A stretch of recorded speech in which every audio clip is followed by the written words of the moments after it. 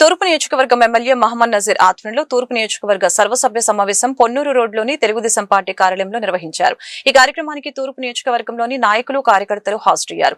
July 27వ తేదీ నుంచి ఇంటింటికి తిరుగుతూ కూటమి ప్రభుత్వం ప్రవేశపెట్టిన సంక్షేమ పథకాల గురించి ప్రజలకు అవి అందుతున్నాయా లేదా, ఏ విధంగా ప్రజలను అడగాలో నాయకులకు కార్యకర్తలకు అవగాహన కల్పిస్తున్నామని చెప్పారు.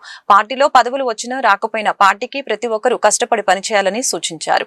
నాయకులకు కార్యకర్తల మధ్య చిన్న చిన్న పొరపాట్లు ఉన్నా వాటిని సరిదిద్దుకొని కొత్తగా వచ్చిన వారిని కూడా కలుపుకొని కలిసిమెలిసి పనిచేయాలని కోరారు. సంక్షేమం విజయాల పేరుతో ఇంటింటికి తిరిగే కార్యక్రమం గురించి ఈరోజు సమన్వయ సమావేశం పెట్టుకోవడం జరిగింది.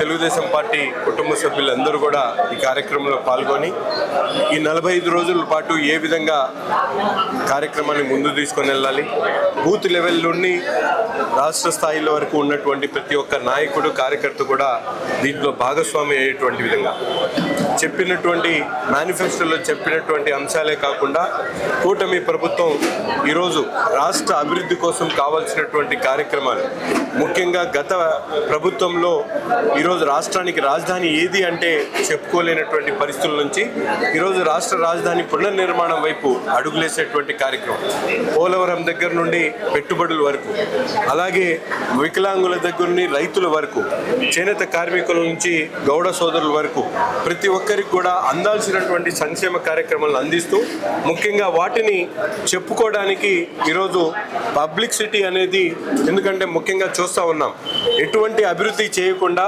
ప్రజలను మభ్యపెట్టేటువంటి విధంగా 2019లో జగన్మోహన్ రెడ్డి గారు ఒక్క అవకాశం పేరుతో ఏ విధంగా రాష్ట్రాన్ని నాశనం చేశాడో మనందరికీ కూడా తెలుసు. రాబోయేటువంటి స్థానిక సంస్థలు దృష్టిలో పెట్టుకొని జరిగినటువంటి ప్రతి ఒక్క అభివృద్ధి కార్యక్రమాన్ని ప్రతి కుటుంబానికి ప్రతి వ్యక్తికి కూడా తెలియజేసేటువంటి భాగస్వామ్యాన్ని ఈరోజు కార్యకర్తలు తెలుగుదేశం పార్టీ కుటుంబ సభ్యులు తీసుకోవాలనేటువంటి ఆలోచనతో ఈ కార్యక్రమాన్ని తీసుకోవడం జరిగింది. మై టీడీపీ యాప్లో ప్రతి ఒక్క కార్యకర్త కూడా మీ ఇంటి దగ్గరకు వచ్చి మీకు అందించినటువంటి సంక్షేమ కార్యక్రమాలు, అభివృద్ధి కార్యక్రమాల గురించి వివరించి ఒక ఫోటో తీసుకొని ఆ పార్టీకి అప్లోడ్ చేస్తారు.